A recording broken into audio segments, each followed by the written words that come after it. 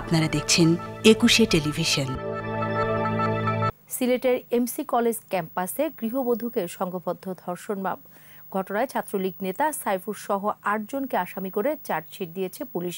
মামলায় প্রধান আসামি সাইফুর রহমান সহ ৬ জনকে ধর্ষণ এবং অপর ২ জনকে সহায়তাকারী হিসেবে অভিযুক্ত করা হয়েছে। সিলেট প্রতিনিধি ওয়েস খসরুর রিপোর্ট জানাচ্ছেন রত্না জামান। ২৫ সেপ্টেম্বর সিলেটের এমসি কলেজ ছাত্রাবাসে সংঘবদ্ধ ধর্ষণের শিকার হন এক গৃহবধূ। ছাত্রাবাসের আঙিনায় স্বামীকে আটকে রেখে ধর্ষণের ঘটনায় ওই রাতেই শাহপরান থানায় মামলা হয়।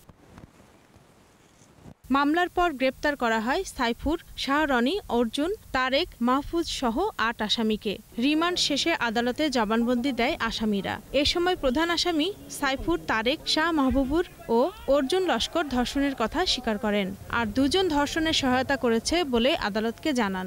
এর মধ্যে ঘটনায় ছাত্রলীগের ৪ ক্যাডারের জড়িত থাকার প্রমাণ মিলেছে ডিএনএ টেস্টে। ২ মাস ৮ দিন পর মামলার চার্জশিট দিল পুলিশ। সকালে সিলেটের মুখ্য মহানগর হাকিম আদালতে আলোচিত এই মামলার চার্জশিট দাখিল করেন তদন্ত কর্মকর্তা ইন্দ্রনীল ভট্টাচার্য।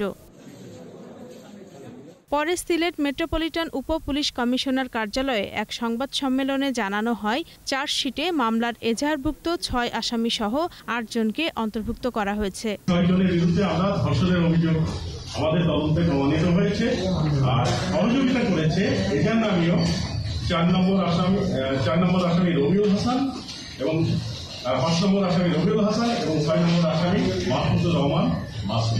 সব আসামি কারাগারে রয়েছেন। রত্না জামান, একুশে টেলিভিশন।